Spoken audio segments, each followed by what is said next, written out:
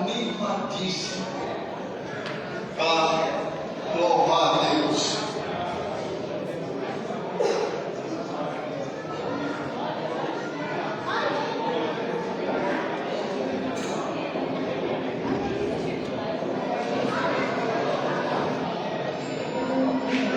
Saúde com a sua irmãos.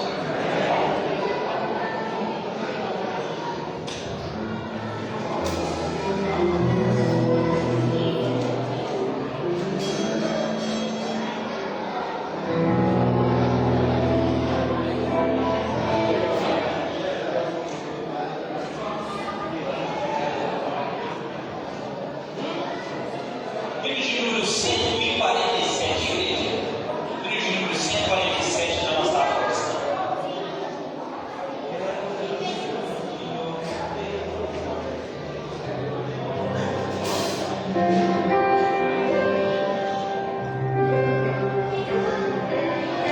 Quero meu servir, ó meu Rei Jesus, e contigo sempre caminhar pra luz.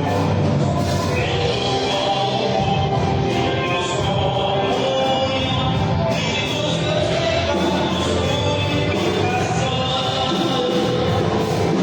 Sim, ó meu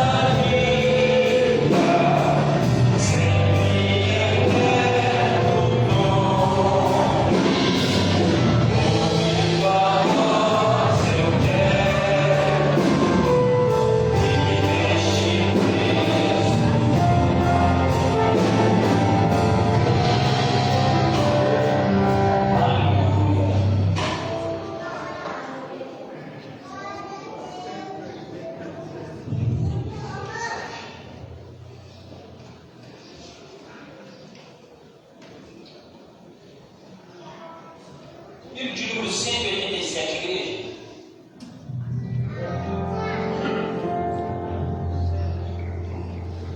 Livro de número 187. Mais perto quero estar, meu Deus, de ti, e para que seja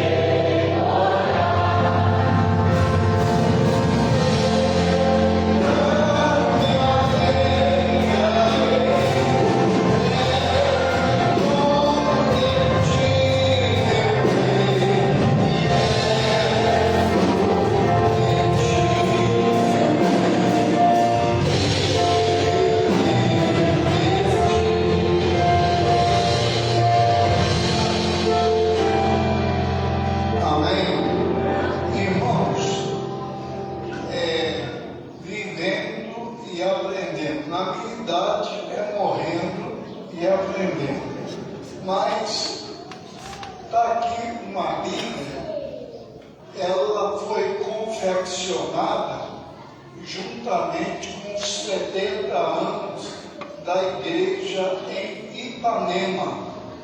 E logo no encarte, na frente, vem trazendo consigo a história da Igreja Assembleia de Deus em Ipanema. Então, eu estava sentado ao lado do rapaz da imprensa bíblica. E ele ficou até de fazer um trabalho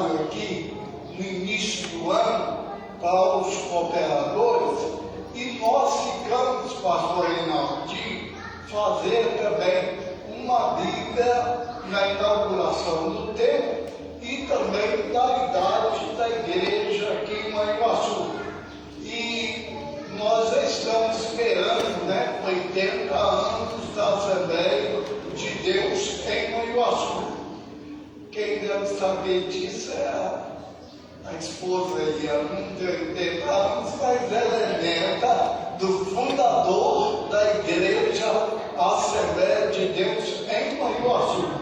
Por causa disso, a Cisne falava assim: eu não caso com o pastor. É igual a Raquel, elas duas, não caso com o pastor, não caso com o pastor. Hoje, a Cisne e a Raquel é casada com o pastor. E feio ainda, Então, ainda tem isso aí. Então, irmãos, mas graças a Deus por isso, não é? Isso aí é o cumprimento da palavra. Mas eu, quando olho para a Gisele, eu olho a história da Assembleia de Deus aqui nesse lugar. Eu me lembro, irmãos, quando estava comemorando 100 anos da Assembleia de Deus no Brasil, e eu tinha ido pregar naquela época, eu ainda estava no Brasil, quase todos. Aí, uma igreja Assembleia de Deus aqui fez uma festa na praça de 100 anos da Assembleia de Deus. Aí, na segunda-feira, eu estava no Ziquita, porque no Ziquita acontece tudo.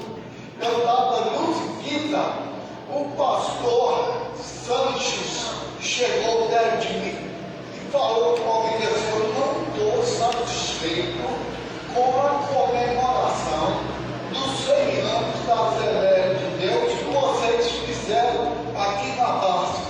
Eu falei: não houve isso não.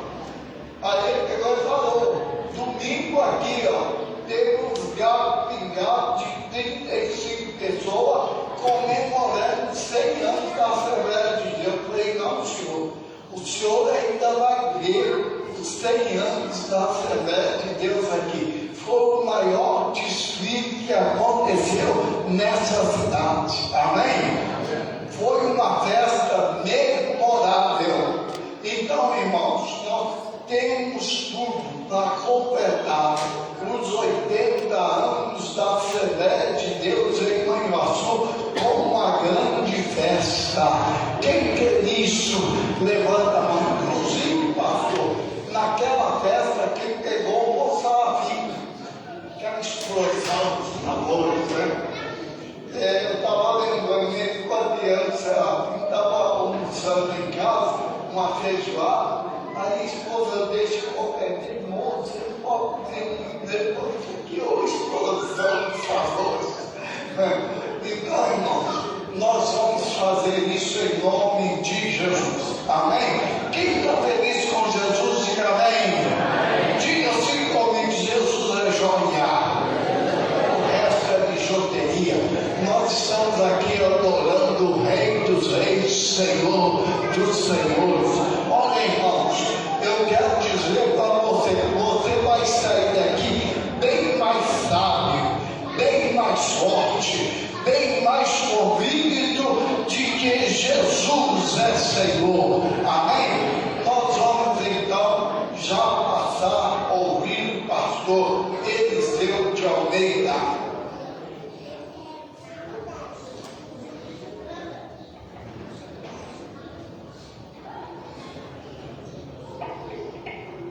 Glória a Deus. Meus irmãos, a paz do Senhor Jesus. Depois do almoço desse, irmãos, tem que ter muita graça de Deus. Vamos colocar em pé.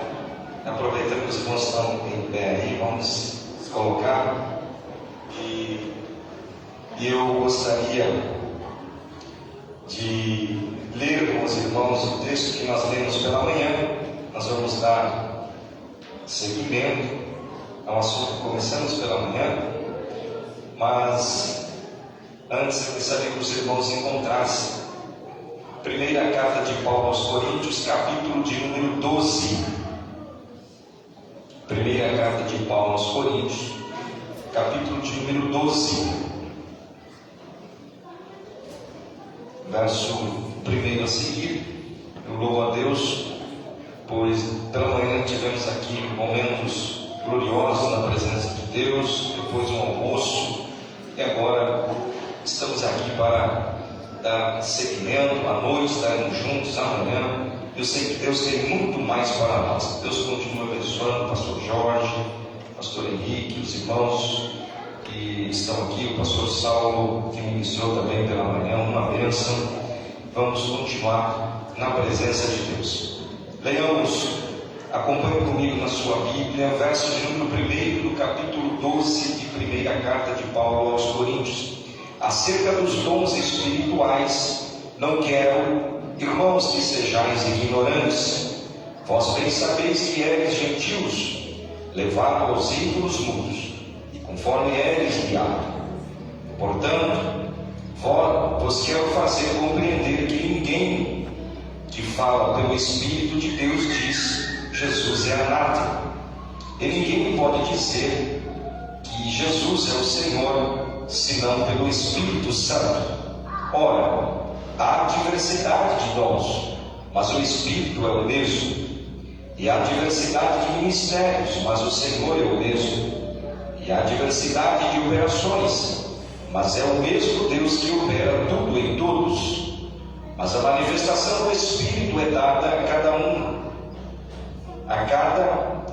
para o que for útil. Porque a um, pelo Espírito, é dada a palavra da sabedoria, a outro a palavra, pelo mesmo Espírito, a palavra da ciência, e a outro, pelo mesmo Espírito, a fé, e a outro, pelo mesmo Espírito, os dons de curar, e a outro, a operação de maravilhas, e a outro, a profecia, e a outro, o dom de discernir os espíritos, e a outro, a variedade de línguas, e a outro, a interpretação das línguas. Mas um só e o mesmo Espírito opera todas estas coisas, repartindo particularmente a cada um como quer. Pai, te louvamos este momento, que nós mais uma vez estamos reunidos na tarde deste dia para meditarmos na tua palavra. Abençoa cada um dos teus filhos que aqui estão, aqueles que porventura ainda irão chegar. Que o Senhor estenda as tuas mãos e os guarde. Dá-nos, Senhor, momentos gloriosos na tua presença. Nos envolve, Senhor, na tua presença. Nos envolve em tua glória esta tarde. Ser conosco em tudo. Assim nós oramos, te agradecemos em nome de Jesus. Amém. Podemos assentar, irmãos?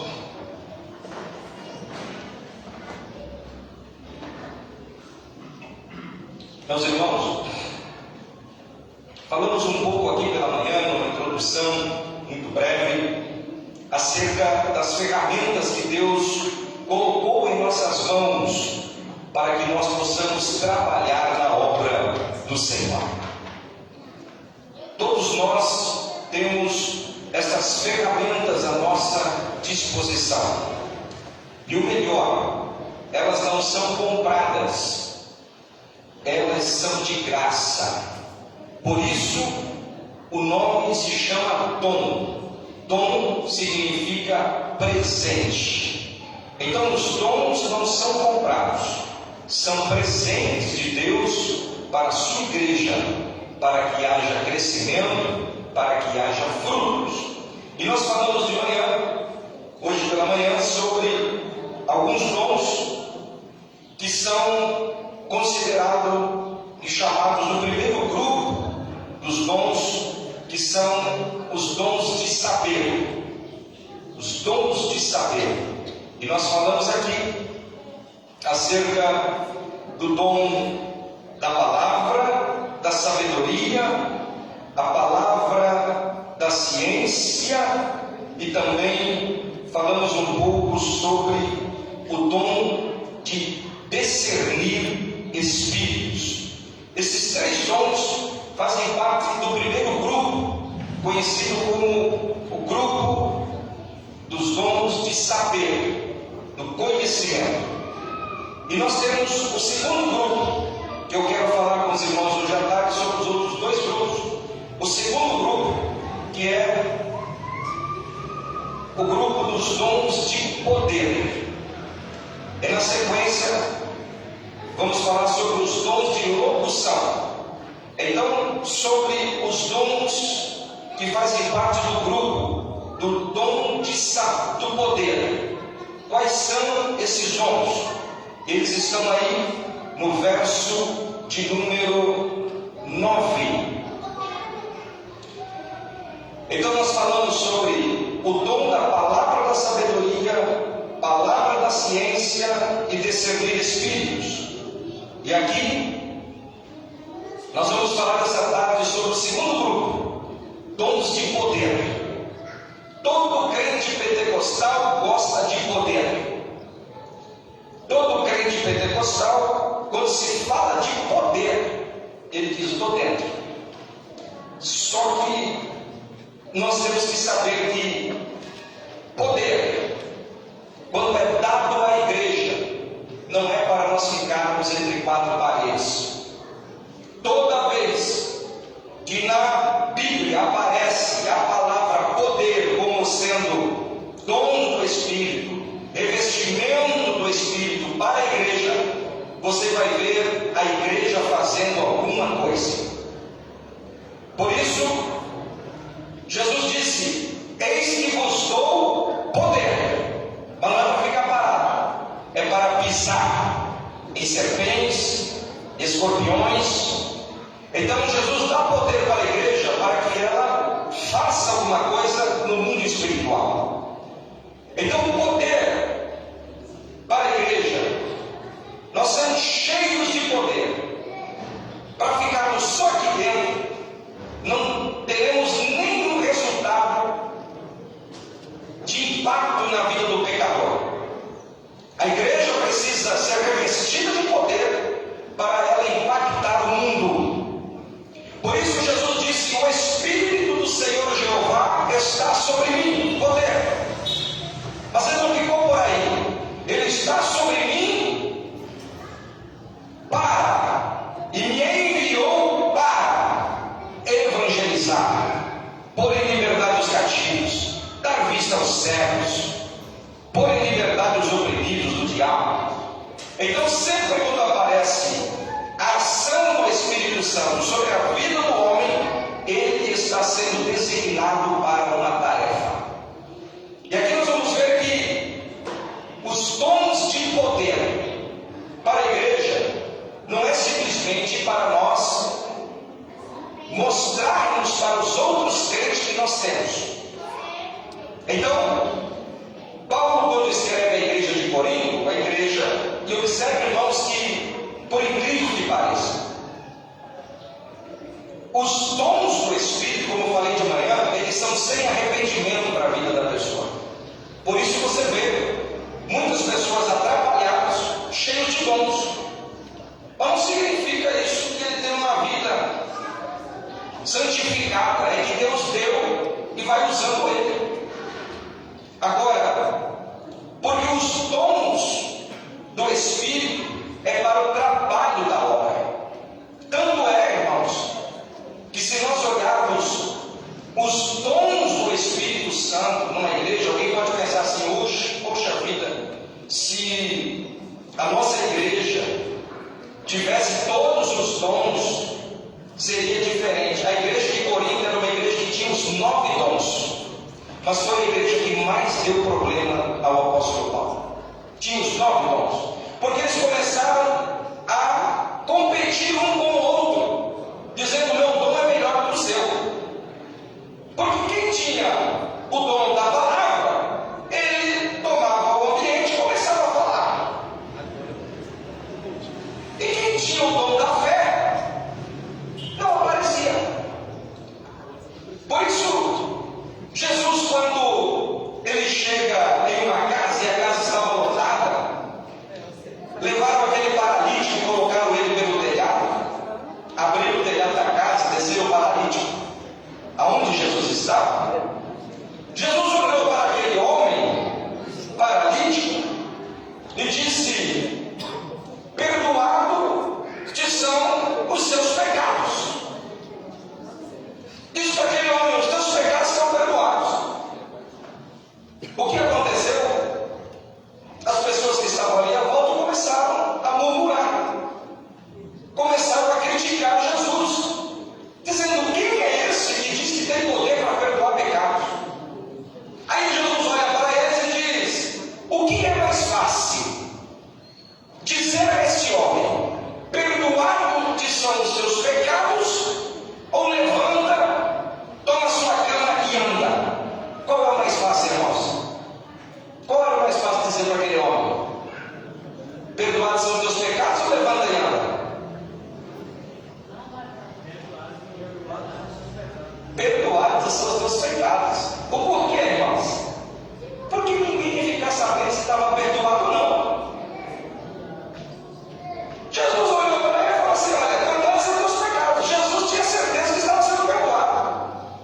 Mas o povo murmurou e disse: quem é esse que tem poder para perdoar pecado? E Jesus disse: qual é o mais fácil?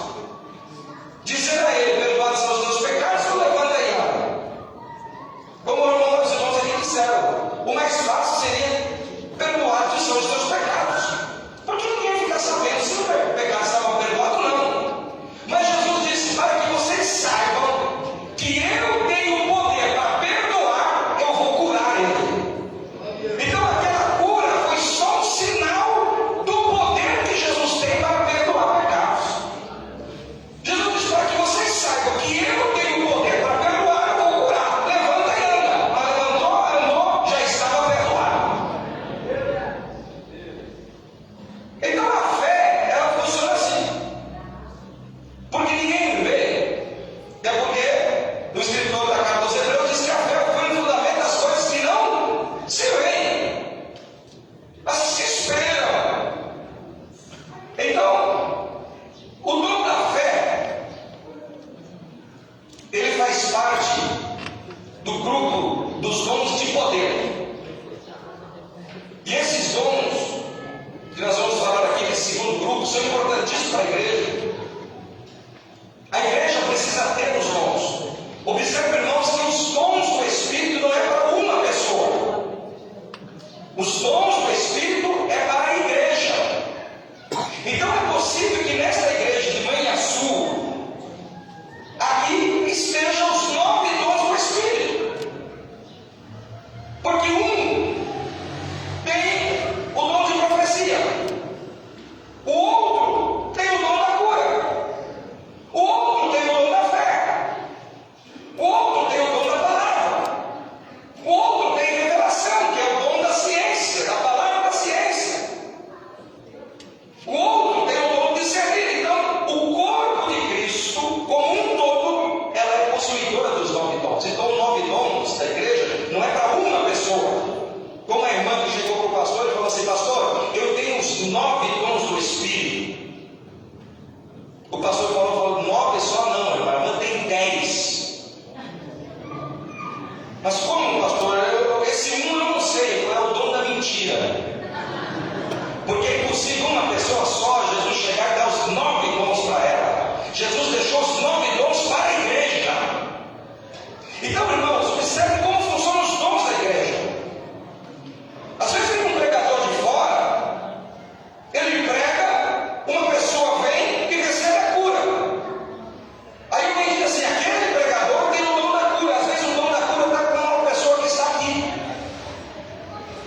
O pregador, ele pregou a palavra, ele movimentou, ele aguçou a igreja, e outro irmão está sentado do lado do doente e ele disse: eu creio, e Jesus curou ele. Não foi nem pelo pregador, foi pelo dom da pessoa que está lá.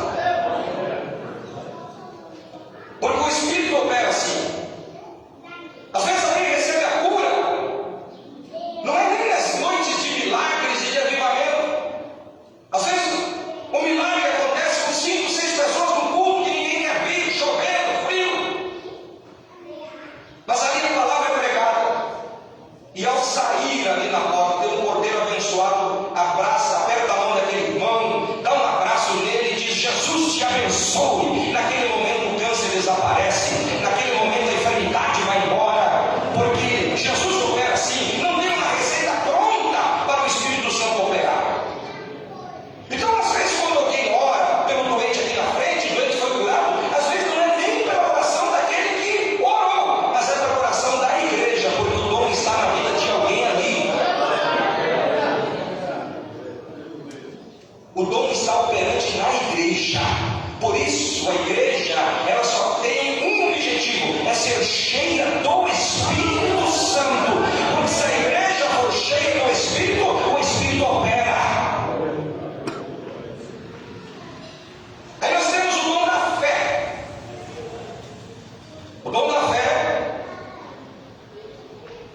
assim: e a outro, pelo mesmo Espírito, é dado a fé. E aqui eu chamo a atenção dos irmãos para o seguinte detalhe: existem dois tipos de fé. Existe a fé como dom de Deus, que está lá em Efésios capítulo 2, versículo 8. Vocês vão poder colocar na tela aí, Efésios 2, 8. Aí está a fé como dom de Deus.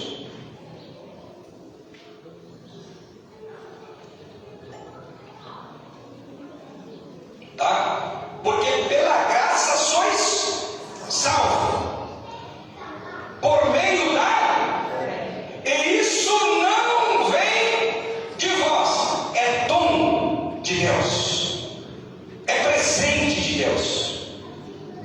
Então, quando a pessoa crê em Jesus, ele crê na graça que há em Jesus, ele crê através do Espírito Santo. É uma fé sobrenatural. Que amanhã, tal hora, estou chegando. É assim, não é, irmão? E quem te garante que você vai chegar? É a fé natural que está te dizendo que você vai chegar. Então isso todo mundo tem. Agora, a fé sobrenatural é aquela que para o mundo é loucura, mas para nós é poder, é dom, é glória, é presente de Deus. É aquela que o mundo não consegue entender. É a fé sobrenatural. Eu estava conversando um pouquinho com o irmão aqui que veio lá de Israel, contou um pouquinho da sua história. Ele creu em Jesus. E ele disse que evangelizava alguns amigos ali muito rapidamente, dizendo: Jesus existe, Ele é real, você precisa crer nele. Então, para acreditar nisso é só com a fé do Espírito. A fé sobrenatural é aquela que para o mundo é loucura. Que alguém já chegou para mim e falou assim: Eliseu, eu vejo você um homem entendido, uma pessoa desenvolta, mas você crê em cada coisa, cara. Poxa, você crê que uma jumenta falou? Isso para o mundo é loucura. Mas por que nós cremos que uma jumenta falou? Porque o Espírito Santo está em nós e nos convenceu que a Bíblia é a palavra de Deus, e se está na Bíblia é a verdade. Alguém diz: se fosse um papagaio que tivesse falado com um Balaão, eu acreditava, mas uma jumenta. Pois é o que a Bíblia diz e nós cremos. Isso é dom de Deus, isso é a fé sobrenatural. A fé sobrenatural é crer que um homem ficou 3 dias e 3 noites no ventre do peixe e saiu dali, foi jogado para fora, 800 quilômetros longe da cidade que ele deveria ir. Não sei como ele chegou em Nínive, mas ele chegou e foi pregar, dizendo que Deus iria destruir a cidade se o povo não se arrependesse. Para o mundo isso vai ser loucura, mas para o cristão ele diz: é palavra de Deus. É fé sobrenatural. É a fé sobrenatural. Então a fé como dom do Espírito, ela é repartida com a igreja. E na igreja, para os seus membros, para que eles possam crer e realizar o impossível. Sabe por quê, irmão? Jesus disse assim: tudo é possível o quê? Crer. Quando que Jesus disse essa palavra? Quando um homem trouxe o seu filho, que estava, ora se jogava no fogo, ora na água, ora se jogava no chão. Levaram esse menino, esse homem, esse pai, levou o menino, seu filho, para os discípulos orarem. Os discípulos ficaram ali com Jesus, estava no monte com Pedro, Tiago e João, enquanto os discípulos no pé do monte tentando acalmar aquele homem, aquele menino, e a multidão alvoroçada, e de repente Jesus desce, viu aquele alvoroço, chegou perto, veio o pai do menino desesperado. e disse: Jesus, aí está o meu filho. Ora, um espírito toma ele, lança no fogo, na água, pelo chão, ele espuma pela boca. Eu não aguento mais. Os teus discípulos não puderam fazer nada. Aí olhou para Jesus e disse: o Senhor pode fazer alguma coisa? Faça alguma coisa pelo meu filho. O que Jesus disse? Se eu posso, não. Tudo é possível ao que crê. Jesus olhou para o homem e disse: tudo é possível ao que crê. Você crê? Ele disse: Senhor, me ajude na minha falta de fé. Me ajude, eu não consigo crer. O problema não estava nos apóstolos, estava na falta de fé daquele homem. Então Jesus foi lá e libertou aquele menino. Tudo é possível que crer. Há 2 textos da Bíblia, um texto registrado por Mateus, outro por Lucas. Jesus dizendo: se vocês tiverem fé do tamanho, aí que está. E aí quando a gente fala fé do tamanho de um grão de mostarda, as pessoas pensam assim: a minha fé tem que ser pequenininha. Só que a Bíblia não diz se você tiver fé do tamanho do grão. A Bíblia diz: se você tiver fé como um grão de mostarda. Jesus não está falando do tamanho, mas está falando da resistência do grão de mostarda.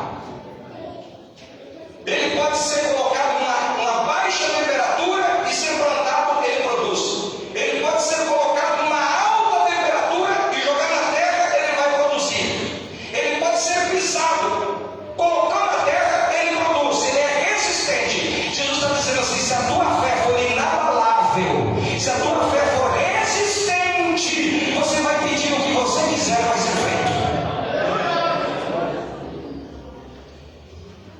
Então a fé, ela é um dom de poder, dada como dom do Espírito à igreja. Então observe que a fé, como dom do Espírito, assim como outros dons da terceira pessoa da Trindade, não é dada a indivíduos, mas é dada à igreja, para que o Espírito Santo possa operar com um propósito, com aquilo que for útil para a igreja. Então, observe, irmãos, que a fé, ela pode ser manifestada em diversas formas. Esse dom, ele se manifesta na vida do crente quando este se vê diante de uma situação dificílima, impossível de se resolver, até mesmo por meio da fé comum. Nessa hora, o crente começa a clamar em alta voz e pedir, suplicar, rogar, em espírito, em voz baixa. De repente, ele é impactado pela fé de Deus, por meio da presença do Espírito Santo. Ele levanta a cabeça e determina em nome de Jesus que todo mal é destruído. Porque a questão da fé é interessante, irmãos, porque a gente usar a fé para os outros é muito fácil. Você já observou isso? Quando alguém chega para você e diz assim: irmão, ore pelo meu filho, que o meu filho está na UTI. O que você faz? Vamos orar, fica em paz, irmã. Deus está no controle. Nós vamos orar e Deus vai dar vitória. É simples assim. Agora, quando é o meu e o teu filho, aí é diferente. A gente, sabe por quê? Muitas vezes, irmãos, a gente ora e a cura não acontece porque a gente não sente a dor do nosso irmão. A gente não se coloca no lugar dele. Eu, por muitas vezes, pessoas chegavam e diziam: pastor, ora pelo meu filho está no hospital. Amém, irmão? Vamos orar, Deus vai dar vitória. Fique em paz, descansa o coração. Mas você não tinha. Até que o meu filho foi para a UTI desenganado da medicina. 30 dias na UTI. Aí você começa a pensar, cadê aquela fé que diz assim, Deus está no controle, fica em paz, descansa o coração. Parece que a nossa fé vai para baixo do tapete. Mas é naquele momento que você vai para um canto e começa a dizer, Deus, o médico diz que não pode, eu também não posso, os recursos se esgotaram, mas o Senhor tudo pode fazer. É nesse momento que o milagre começa a acontecer. É nesse momento que Deus começa a agir. Observe que o exercício da fé. Às vezes, eu lembro uma vez que chegou uma irmã, eu dirigi uma igreja e tinha lá uma irmã, e essa irmã é aquelas irmãs abençoadas, pastor. Eu não sei se aqui tem, mas aquela irmã era, se eu pregasse, ela chegava ao fim do culto e falou, não gostei do que o senhor pregou. O senhor errou aqui, o senhor não tinha que ter falado isso, o senhor não tinha que falar daquilo. Uma bênção. Aí eu falei, então eu não vou pregar, colocava outro irmão, aí no final do culto ela vinha, o senhor tinha que ter pregado hoje. Uma bênção. Até que chegou um dia, ela chegou na escola dominical, não faltava um culto. Não faltava um culto. Na escola dominical ela era a primeira a chegar, no culto era a primeira a chegar. Ela não veio na escola dominical. Na escola dominical era a mesma coisa. O professor poderia preparar a aula, a melhor aula. Ela chegava sempre e tinha que ser preparado melhor, porque isso aqui não foi nada. Aí um dia ela não veio na escola dominical, veio no culto à noite. Eu falei para ela, irmã, por que a senhora não veio de manhã? Aí ela encheu o olho d'água e falou assim, meu pastor, eu fui lá no hospital Pérola Paz, no hospital da mulher. Eu fui lá buscar os meus exames. E eu não falei nada para o senhor, já há um ano estou correndo com exames, fazendo exames. E eu estou com câncer nas duas mamas. E terça-feira já minha cirurgia está marcada. Eu peguei o exame hoje. O médico disse que eu tenho que extirpar as minhas duas mamas terça-feira. E eu quero que o senhor ore por mim. Irmão, quando ela disse, a minha cirurgia está marcada para terça, vou ter que tirar, já está marcado, não tem o que fazer, já fiz e refiz os exames. Eu olhei para ela, coloquei a mão na cabeça dela e disse, Jesus, cura tua serva, arranca esse câncer pela raiz, porque o Senhor tem poder para assim fazer, amém. E disse para ela, vai em paz, irmã. E eu não sei nem o porquê eu disse, antes de eu virar as coisas para ela, e quando a senhora for fazer a cirurgia, não faça sem antes pedir outro exame. E saí. Irmão, esqueci disso. Ela foi para o hospital na terça-feira, chegou lá, a junta médica reunida para fazer a cirurgia. Ela falou, não. E ela era enfermeira aposentada daquele hospital. Ela falou assim, eu não vou deixar ninguém fazer cirurgia nenhuma, até eu quero outros exames. Os médicos falaram, eu não vou falar o nome dela que está filmando, mas, senhora, fulana, está aqui os exames. Há um ano a gente vem fazendo esses exames e eles vêm confirmando, todo o diagnóstico está pronto. Ela falou, não, o meu pastor orou por mim no domingo e falou para eu pedir outros exames. Olha que luta, irmão. O meu pastor pediu. Aí o médico falou assim, o seu pastor é médico? Ela falou, não é médico, mas é homem de Deus. Aí eu falei assim, já conheci o Eva de temperamento, o médico falou assim, tudo bem, leva ela para lá, faz outra ressonância, faz outra aqui, vamos aguardar aí. Vai rapidinho lá, faz outro exame. Aí, irmão, demorou umas 2, 3 horas lá esperando, vieram com os exames, um anterior e o da hora. Um olhava aqui, outro olhava aqui, passava para o outro olhava, falava assim, fulana, eu não sei o que aconteceu, se a máquina está quebrada ou se alguma coisa aconteceu, mas não, nesse senhora tinha o ano todo, agora não tem mais. Não tem.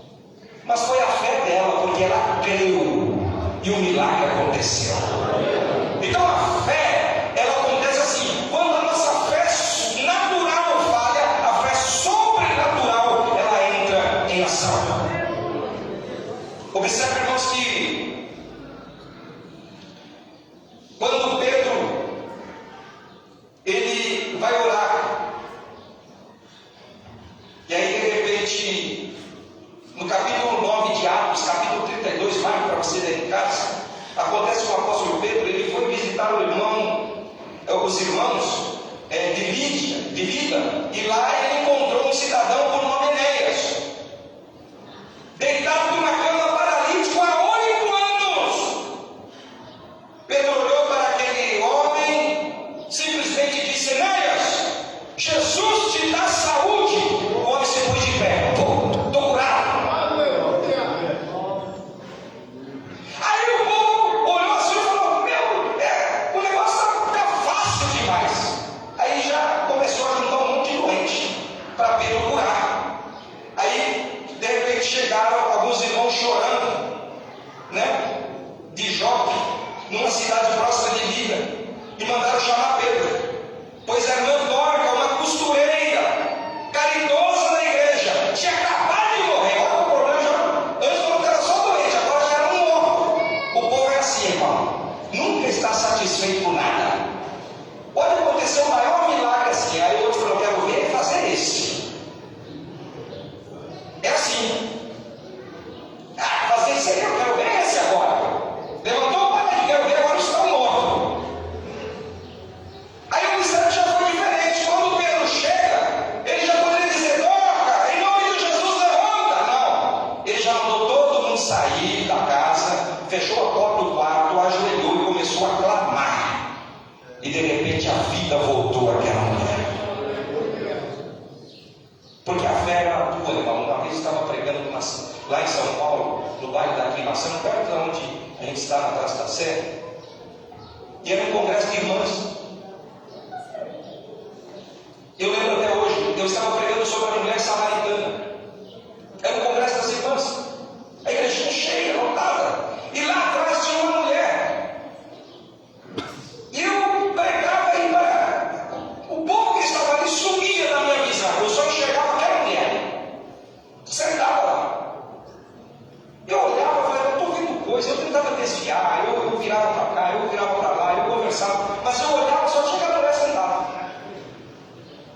Isso até o meio da mensagem, mais ou menos, e aquilo começou. Eu já não comecei a raciocinar mais a mensagem, e eu falei: alguma coisa, o que vai acontecer? Será que eu não estou enxergando bem? Será que eu estou passando mal? Até eu entender que Jesus queria fazer alguma coisa na vida daquela mulher. Aí eu olhei assim e falei: irmãos, eu vou ter que parar aqui, eu quero orar pelaquela irmã lá. Levanta, irmã, vem aqui. Aí a outra mulher falou assim: ela não pode andar, pastor, ela é paralítica.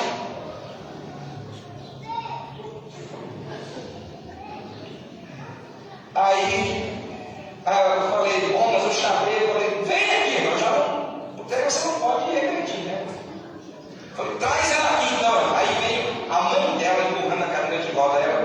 Ela estava com uma doença que é a medicina, ela dá o nome de ELA, é a esclerose lateral. É uma doença que a pessoa vai atrofiando e vai atrofiando.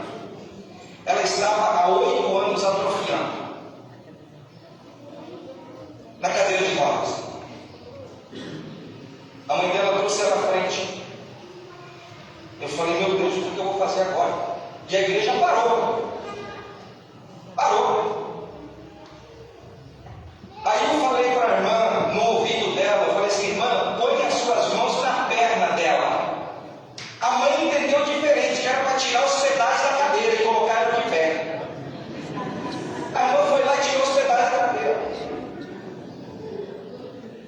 Aí eu falei: já que está, que vá, Deus sabe o que está fazendo. Eu estou falando uma coisa, estou entendendo outra.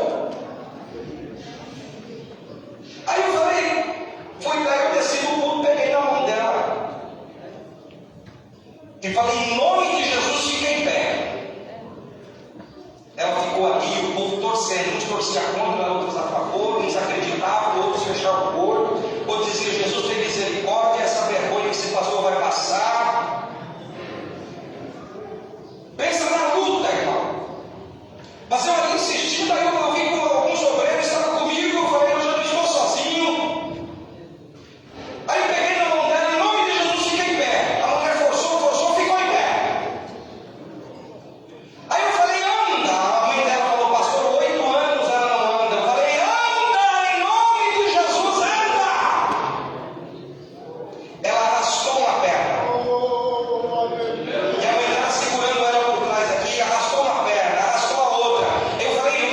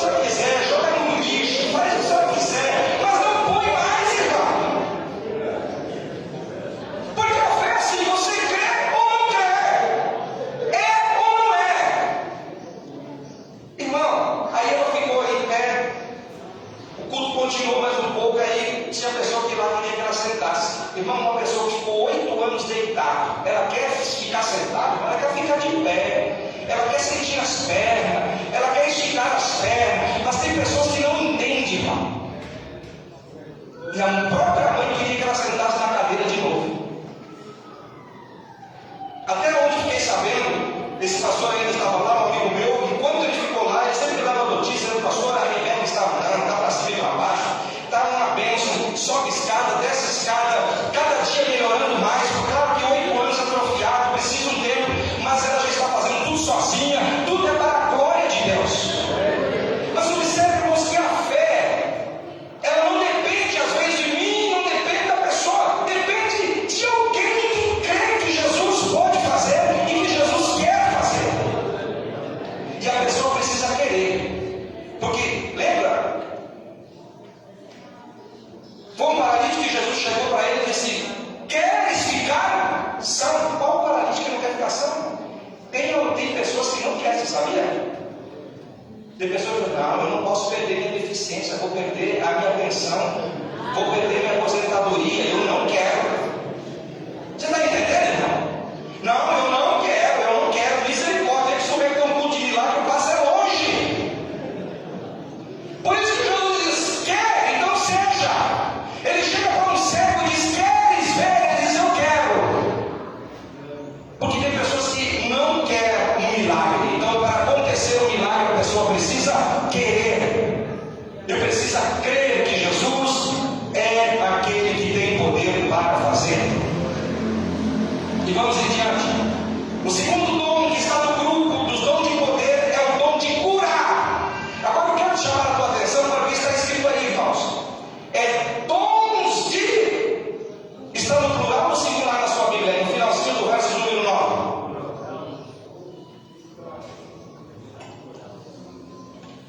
Dons, não é? Esse é o único que é no plural, não é dom de cura, é dons de curar.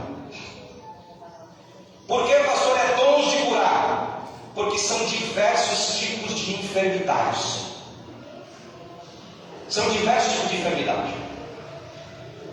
Tem pessoas que têm fé que Jesus cura a dor de cabeça, mas não tem fé que Jesus cura o câncer. Dor de cabeça eu creio, câncer não. Então é dons de curar. E se você olhar, vai ter lugar que Jesus chegou e trouxeram pessoas com diversos tipos de enfermidades. Estavam ali. Marcos capítulo de número 8, versículo 22. Tem uma história do cego de Betsaida. O evangelista nos conta que Jesus, no Evangelho de Marcos, tomou esse cego pela mão, levou para fora da aldeia, distante dos moradores daquela pequena vila. Jesus cuspiu, colocou a mão no olho do cego e perguntou se ele já estava enxergando. E o cego olhou e disse: eu estou vendo. O cego disse: eu estou vendo. Jesus sabia que ele não estava 100%. Ele falou assim: como que você está vendo os homens? Ele falou: estou vendo os homens como árvore. Ele estava curado, irmão? Jesus errou o milagre, irmão? Jesus errou na dose? Não, é que tem milagre que acontece na hora e tem milagre que é progressivo. Tem milagre que a pessoa vai recebendo a cura, assim como libertação.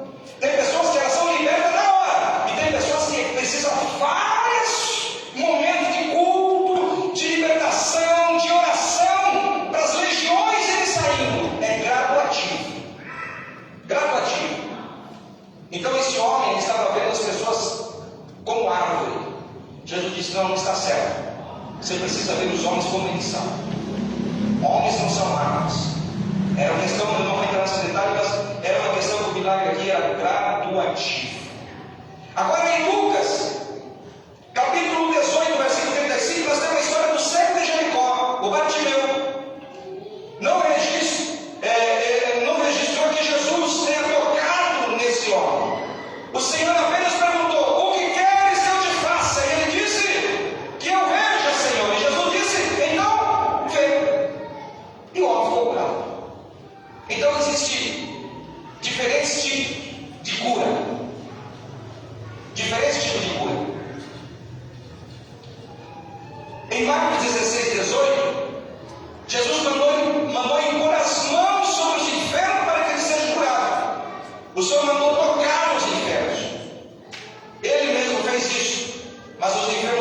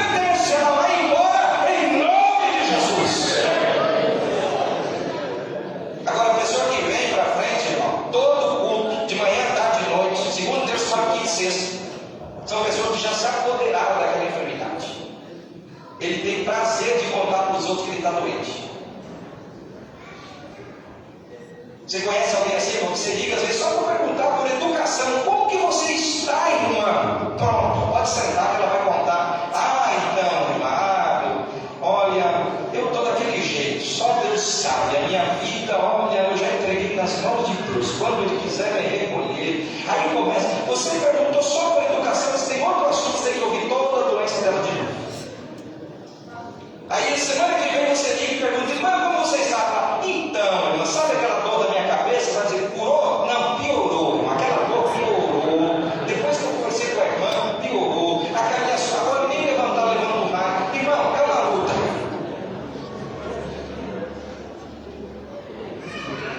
Eu já vi uma irmã conversando com a outra, falou assim, irmã, eu tenho uma dor aqui na perna, que é só Jesus. A outra falou assim, isso não é nada, termina de contar que conta da minha. A minha é terrível. Elas competem uma na outra na dor, irmão, para saber qual que é a mais terrível. Você conhece alguém assim, irmão? Fuja disso aí, irmão, que às vezes você chega cedo, pode sair doente, pegar um tipo de doença no lugar desse. Sai em nome de Jesus. Uma vez eu estava num culto, aí no culto de oração, aí estava o pastor lá, eu era adolescente, aí no culto de oração, aí a irmã de oração olhou assim e falou, irmã, vem cantar. Ela fez assim, eu não posso tocar a garganta da cara. Amém. Aí, então, o irmão fulano vem cantar. Aí ele falou, eu não posso, eu estou com uma... A irmã olhou assim e falou assim, irmã, você vem. Hoje eu não posso, eu briguei com meu marido. Aí a irmã, vamos cantar ainda rápido então, depois vamos ouvir um irmão de um pregador. Vamos cantar ainda rápido então, e depois vamos ouvir o pastor de pregar. Cantar ainda rápido, falou, irmão, vem pregar. Ele falou assim, hoje eu não posso, eu fiz uma conferência, ou seja, aí o pastor da igreja levantou e falou assim, irmãos, vamos levantar, vamos fazer oração e vamos todo mundo embora, senão eu vou pegar uma doença aqui dentro. Isso aqui está perto do hospital de infectologia, todo mundo doente, vamos embora. Porque, irmão, se você vem para a igreja para ser curado, ou para Jesus, e aí a pessoa chega e vai dizer, não posso, não posso, não posso, as pessoas vão se apoderando, se acossando da própria doença, dizendo essa doença é minha e ninguém tira. Irmão, Jesus, ele perguntar, você quer? Então você vai ser curado. É o dom de curar. Agora nós vamos seguindo. Meu horário é... Já deu lá? É 3 horas? Até 3h15, tem mais 5 minutinhos.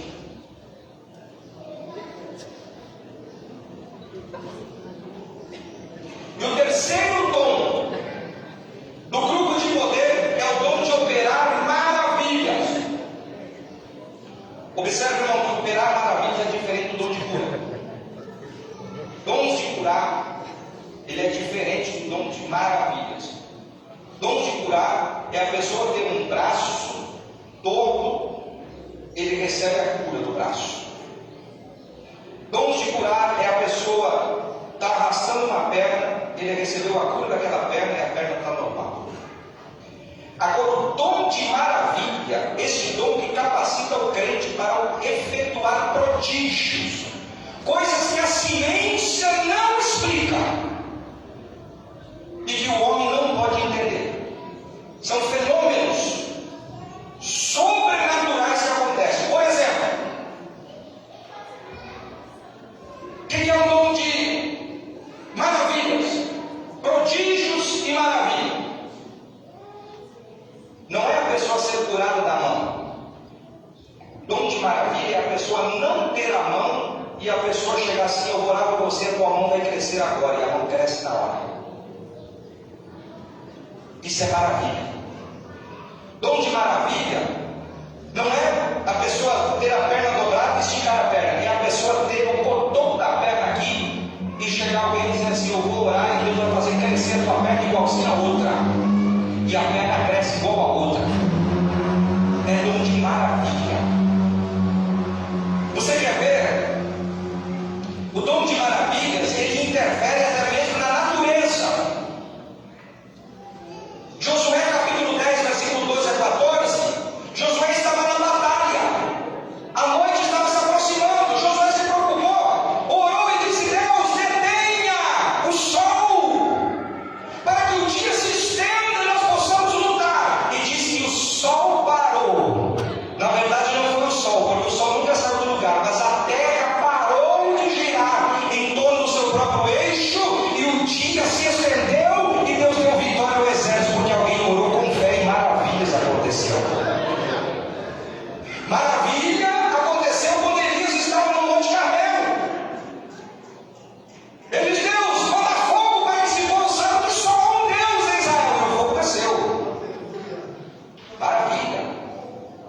é interferir na natureza.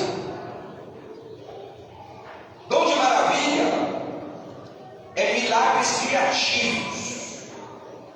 Observe Mateus capítulo 15, versículo 29 a 31. Partindo Jesus dali, chegou ao pé do mar da Galileia e subindo a um monte, assentou-se lá. E veio ter com ele uma grande multidão que trazia coxos, cegos, mudos e aleijados. Qual que é a diferença de coxo e aleijado? E paralítico? Você vai encontrar no texto da Bíblia que tem o coxo, o paralítico e o aleijado. Coxo. Lembra que Pedro e João estavam subindo no templo, estava um homem coxo. Era coxo do que, irmão? De ambos os, ou seja, tinha os dois pés amputados. O coxo de uma mão, ele não tem a mão. Coxo de um pé, ele não tem o pé. Aquele homem era coxo de ambos os pés. Pedro disse: eu não tenho ouro, não tenho prata, mas que temos em nome, nós te damos, em nome de Jesus, levante e anda. Você vai ver que o texto vai dizer que ele saltava sobre os seus artelhos, ou seja, sobre os seus tornozelos. Ele levantou, os pés cresceram imediatamente.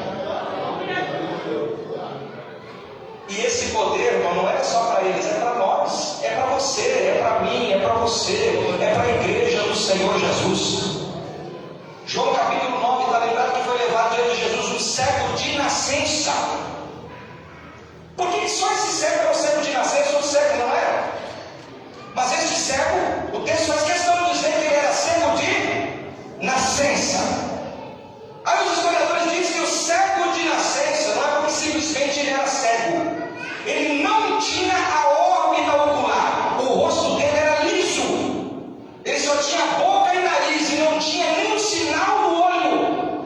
Por isso você vai ver Jesus pegar o outro e fez o quê? Colocou no olho, mas na verdade Jesus desenhou o olho dele, para mostrar que o homem veio do barro, o homem veio do pó. Então Jesus tem uma falhazinha aqui, faltou o olho, eu vou desenhar aqui, e você vai ali e se lava. O homem foi lá, lavou e voltou vendo. Maravilhas, é prodígio. E esse sinal está à disposição da minha e da tua vida. Enfim, prodígio, milagres, maravilhas. Ele também está na ressurreição, quando Jesus ressuscitou mortos. Lázaro de 4 dias, era o filho da viúva. Em Atos capítulo 20, quando aqui um rapaz estava ouvindo Paulo pregar, de repente caiu da janela, morreu meia-noite. O povo se apavorou. Paulo foi lá e falou assim: volta a vida para esse rapaz, em nome de Jesus. O homem voltou a viver, Paulo voltou a pregar, porque quem tem um dom de maravilha não se preocupa, sabe que Deus faz o impossível acontecer. E o terceiro grupo, para encerrar, que amanhã eu quero entrar no outro assunto pela manhã.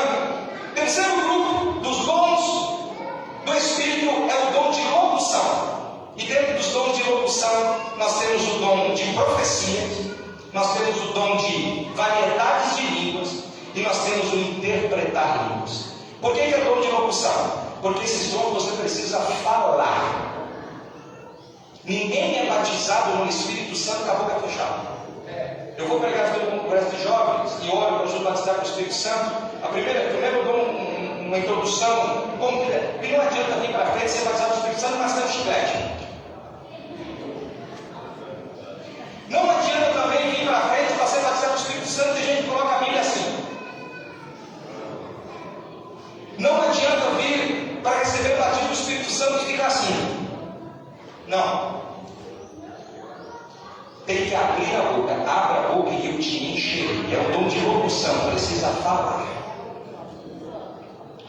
E se não poderia falar muito aqui sobre o dom de profecia, irmãos, não existe ministério profético dos nossos dias. Fulano é profeta. O máximo que ele pode ter é o dom de profecia. Mas o ministério profético, ele encerrou-se em Jesus. Ele encerrou-se em Jesus. O que nós temos hoje é o dom de profecia. Que tem gente que se intitula profeta. Eu sou profeta. E tem gente que a grandaiada gosta, né? Onde sabe que tem um profeta aí, vai mesmo. Chega lá e fica rodeando. Fala: não tem uma palavrinha para mim aí? O que eu não tenho aí? Então, assim, A profecia, ela fala da declaração da mente, do conselho. Para que é a profecia, irmão? Profecia não é para massagear ego de ninguém. Profecia é para exortar, edificar a igreja e para alertar a igreja.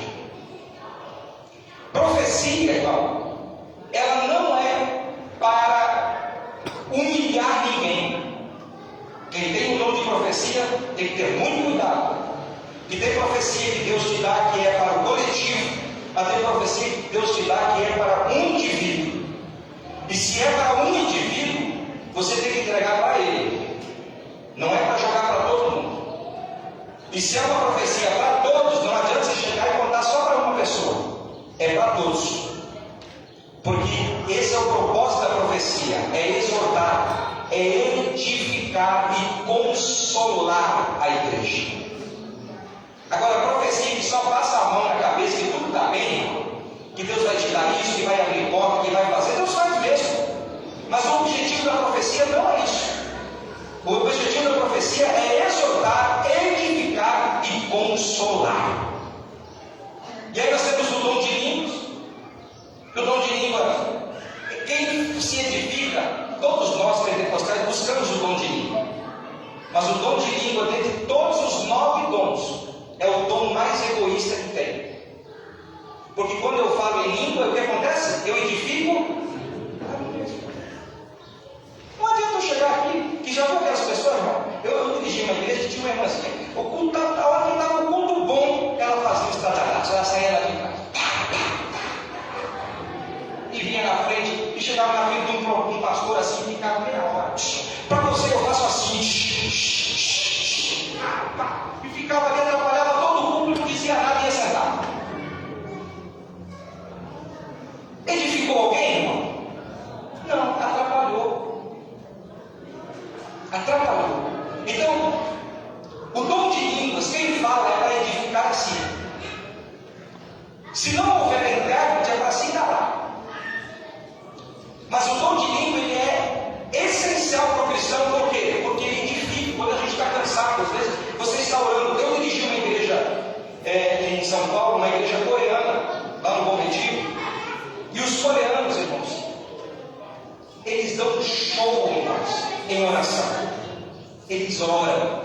O maior culto deles não é à noite nem tem culto. O maior culto deles é todos os dias, das 5 às 7 horas da manhã. A igreja é assim. 5 às 7 da manhã. E eles oram. Só que eles oram em mim. Você vê aquelas coreaninhas com 90 anos, 100 anos do mundo, 80 anos. Eles não oram de joelho. Não estou de joelho porque eles não oram. Mas eles oram de pé e oram sentado. Eles sentam e põem uma perna aqui, uma outra assim, e ficam ali. Falam em língua, 1 hora. São edificados. E tem a interpretação de língua, que é um dom. Quando alguém fala, Deus pode estar dando uma palavra profética para aquela pessoa. E se tiver alguém ligado, Deus lhe dá a interpretação e você interpreta e edifica a igreja. Quem recebe essa palavra essa tarde? Em nome de Jesus, que Deus abençoe. Irmãos, uma vez tinha um rapaz endemoniado lá em Monte Santo, filho da Tereza Maio. Aí eu e o Henrique foi expulsar o demônio. E o Henrique veio desviado. Chegou lá, eu tinha comprado uma Paraty e eu estava no luxo da Paraty. E o Henrique andava com a flanela na mão limpando a Paraty. Quando eu cheguei perto do rapaz, o rapaz falou assim, Aí eu peguei e falei assim, quem foi o espírito da McLaren? E o rapaz pegou e subiu para a Paraty e atravessou do outro lado. O Henrique falou, se eu te der desgastar, e subiu no carro também e atravessou do outro lado. Agora voltou o espírito da McLaren. Quem está ouvindo Deus nessa tarde, levanta a mão. Negócio que eu sofro, pastor Sol. Meus irmãos, mais uma vez, a paz do Senhor. Se não tiver isso, é o meu pastor Jorge, né? Fala a verdade. Glória a Deus. Minha esposa gosta muito do pastor Jorge. Ele já esteve em diversas festividades de oração, onde nós pastoreamos, porque esse jeito dele, brincalhão, mas todos sabem que o pastor Jorge é um homem de Deus. Nós tivemos um trabalho lá na cidade de Abu, e o pastor Jorge esteve ministrando para os nossos jovens no retiro, e os jovens tanto riam como choravam. E no final ele até contou o testemunho da conversão dele, como foi. Quando ele finalizou, foi orar.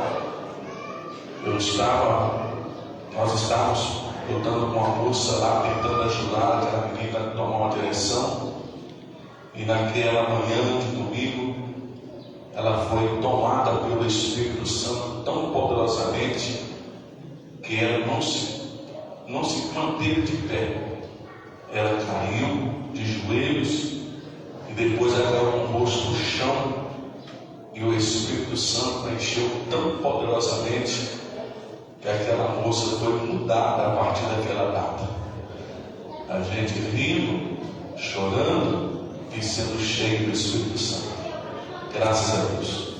Eu quero convidar os irmãos aqui.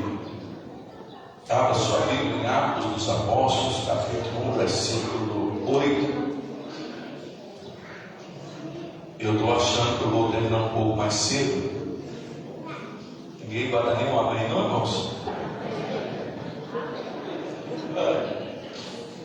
Vamos começar um pouco mais cedo. Vamos começar às 13h30. Às 15h30 estamos começando um pouco mais cedo. Eu sei que os irmãos estão aqui em casa também ainda, com banho, voltando para o culto à noite. Então nós vamos falar um pouco menos aqui nesta segunda parte da tarde. É um versículo que o pastor Eliseu já leu aqui pela manhã, e também uma palavra que está em meu coração que eu quero compartilhar com a igreja.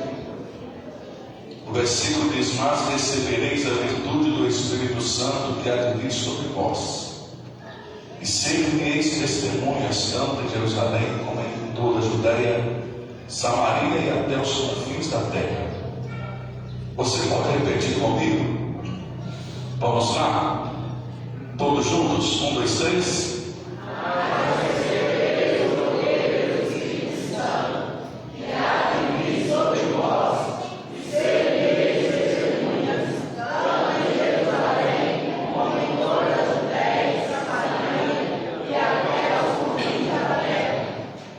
Não sei se você já percebeu esse versículo, mas nós não podemos dividir em duas partes.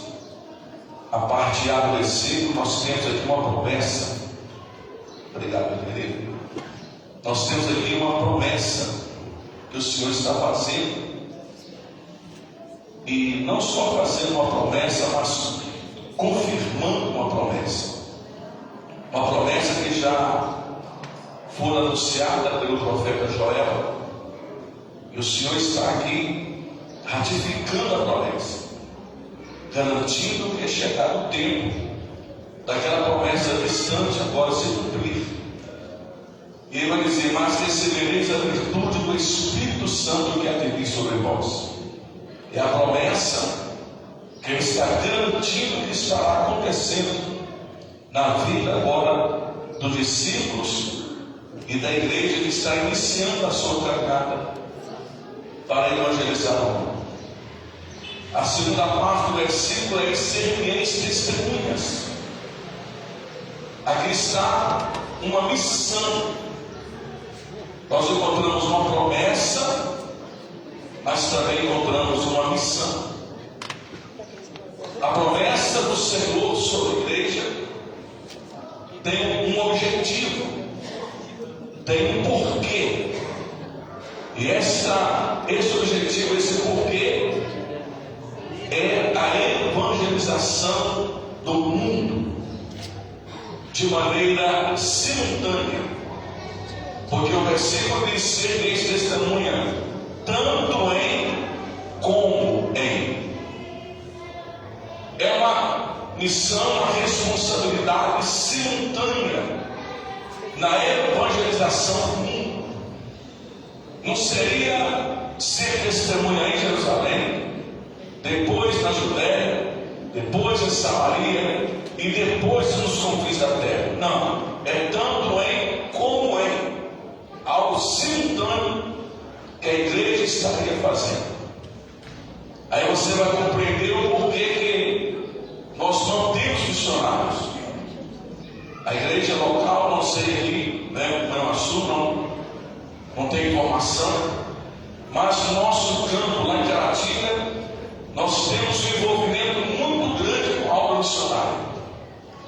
Nós temos 119 missionários que nós mantemos, e o nosso projeto até 2025, no máximo 2026, nós temos 200 missionários.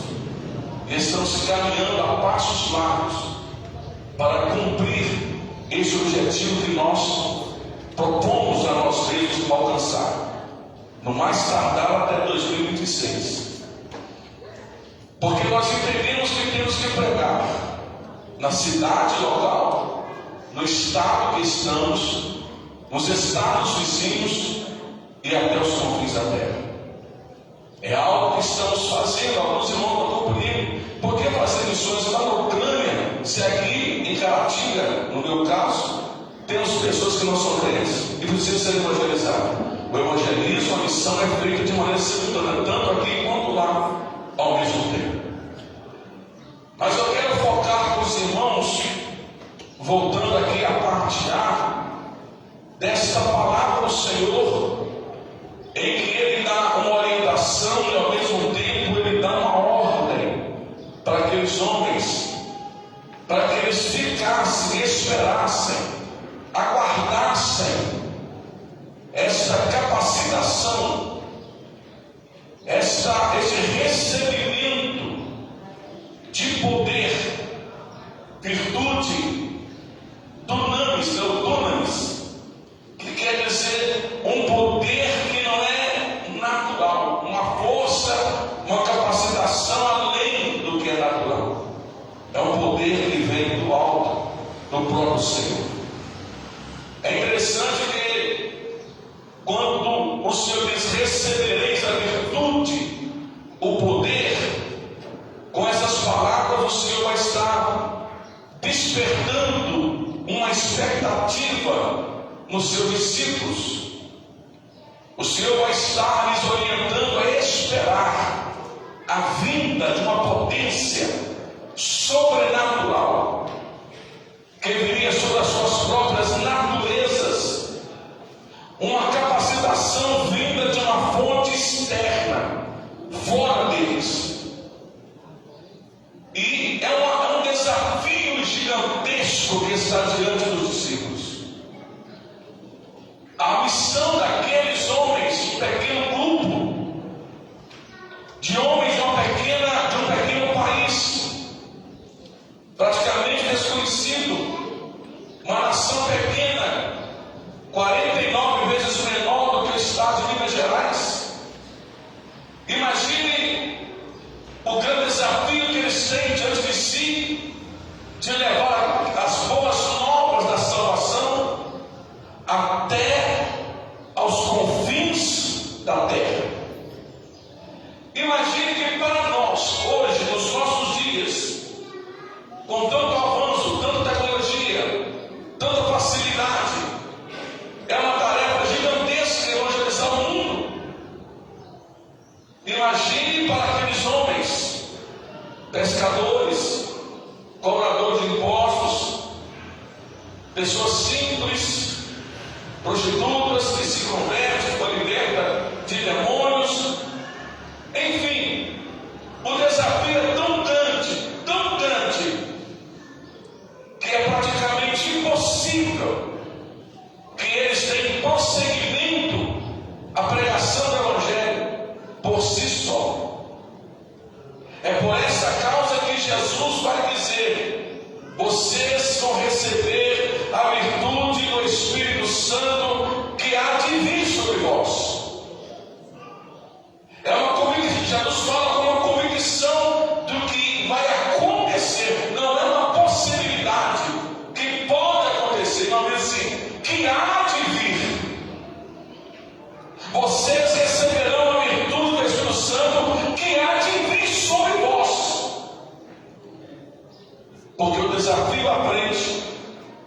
não é fácil. Eu tenho me colocado diante de Deus nesses últimos 2, 3 anos em oração, buscando a Ele e baseado nesse versículo 8 de Atos 1, porque eu percebo a grande necessidade que nós estamos tendo também de um desafio diante de um mundo que sempre foi opositor do Evangelho. Não é hoje, sempre foi. Mas um mundo que está tão corrompido pelo mal, e nós tão acomodados em uma frieza espiritual, num comodismo espiritual